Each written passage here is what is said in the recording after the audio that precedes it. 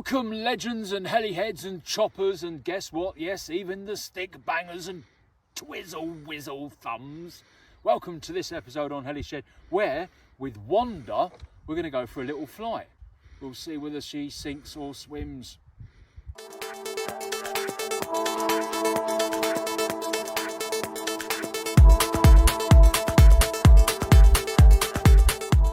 So as you know, this is Wanda, my Line T-Rex 550X. It is a really common helicopter, and in my view, probably one of the best helicopters to learn to fly on. It's a medium size, a little bit bigger than Ali Bird, the video that I done the other day, and you can see that up there. And also done a Heli Shed challenge with the 550X. This one is running 580 blades. It's a 600 size helicopter, so it could run with 600 blades and 95mm tails there. Apart from a little fly around, again, as I said earlier on, to see whether she sinks or swims. Wanda, a fish called Wanda. For those of you who are not old enough to remember that film, go watch it. Hi, Ken. Hello, Wanda. Ken. This is Otto. Hello, Ken. Wanda's told me a lot about you. Hey, great fish. Oh, Little squeeze of lemon, some tartar sauce, perfect. Now, for those of you who've been flying for a long time, this video probably isn't for you. And for those of you who are the super talented out there, like fighter pilots with your super quick reactions in 3D, this video isn't for you either. But to be honest with you, it is for a third group of helicopter pilots, RC helicopter pilots, and those are people that are just started, maybe in the beginner phase, or even moving into the intermediate phase, which is really where I am, on that sort of border between end of beginner and beginning of intermediate. And if you watch this video now, ask yourself what is prominent about it. We are just approaching 47, stand by, stand by. We are at roundabout.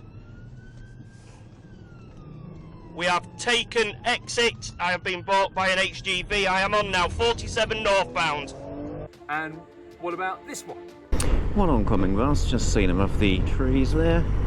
A few vehicles going away into the distance with the lay-by concealed to the left. Just a 50 limit, one HGV in that lay-by. Road bending round to the right, so holding more of a central position just in case the HGV moves and keeping ourselves away from oncoming traffic.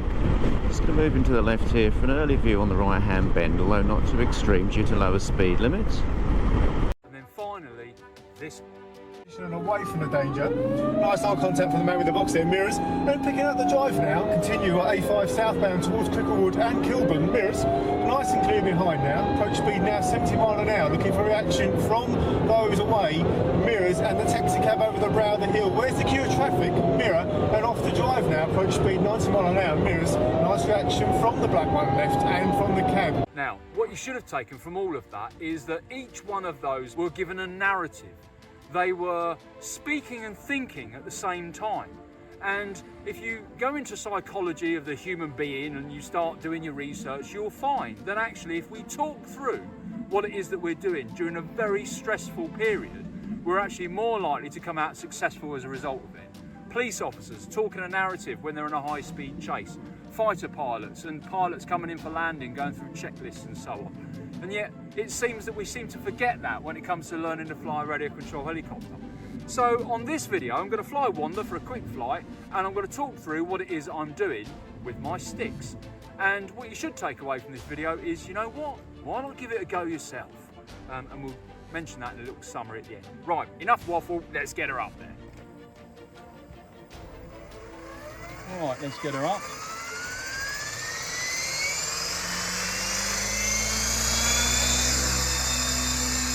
Okay, so I'm in the hover now, and while I'm in the hover there, I'm leading the helicopter rather than letting the helicopter lead me.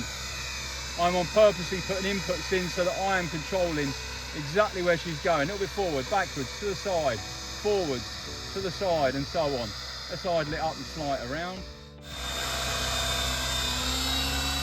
Okay, so now I'm on idle up 1, so I've got a flat throttle curve. My throttle currently is at 70%. This means that any input I give on the left stick is going to increase my pitch only. It's not going to increase my throttle or the speed of the motor. the pitch is linear. So, you know, full throw positive is 12 degrees, full throw negative is also 12 degrees. So I know as I'm flowing around, the only input on the helicopter that the left stick is going to have is on its pitch, i.e. up and down. So as I said, torquing and flying. Right aileron, pulling back on the elevator, little bit collective. Up, neutral position. Pulling back on the elevator, increasing collective, or the pitch, we just call it pitch from now on. To the right aileron, right rudder, pulling back on the elevator. Increasing pitch slightly, pushing forward on the elevator, increasing pitch. To the left rudder, pulling back on the elevator. Okay. Pushing forward now. Lots of pitch. Up. 0 degrees.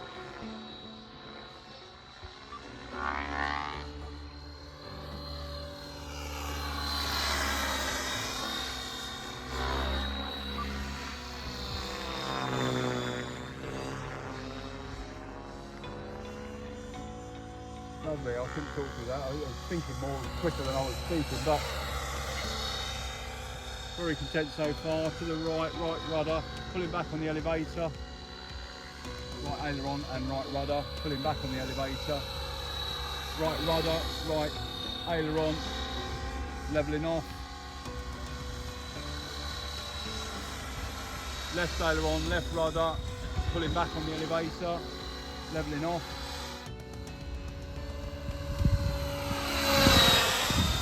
Right aileron, right rudder, pulling back on the elevator, reducing pitch.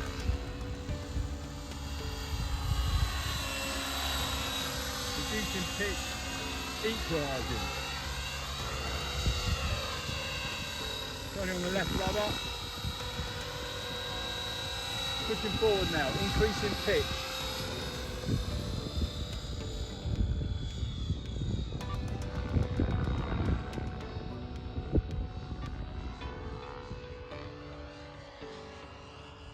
Slight bank to the left. There we go, happy tap. Reduce pitch, equalising, right rudder. Pushing forward on the elevator, right rudder. Counteracting with right aileron, pushing forward, increasing pitch. Up, pulling back on the elevator, neutral. Pulling back on the elevator, increasing pitch.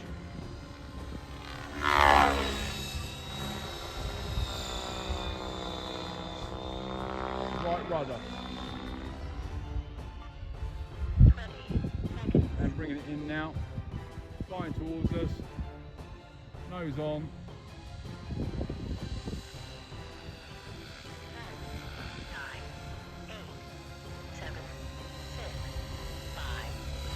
Right rudder.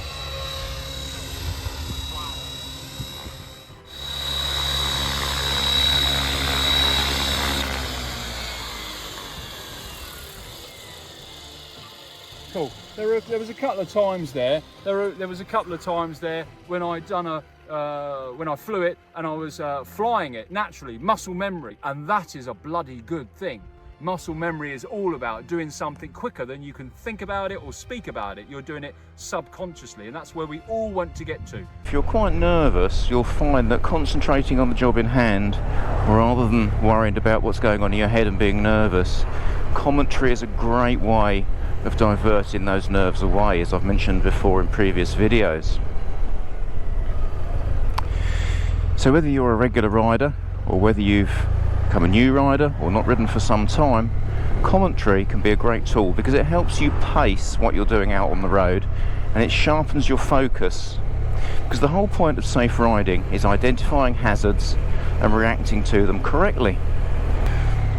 And you'll find as well with commentary you can't mention everything all the time, and sometimes your focus level might be so high that you can't talk about certain things, and you certainly won't be able to talk about everything that's occurring. because the brain can obviously work a lot quicker than your mouth can, in most cases anyway. Oggicopter out there has got a training series on a sim where he talks about muscle memory. But how do you get to muscle memory? Well, I'll tell you how you get there.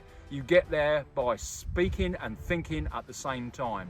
That demo certainly wasn't a great demo of flying ability, but it certainly proves a point, did it not, that actually speaking whilst we're thinking and flying at the same time for a lot of people out there will be a great help. It's a help to me, I'm sure you saw that, and it has been for the past 3 months.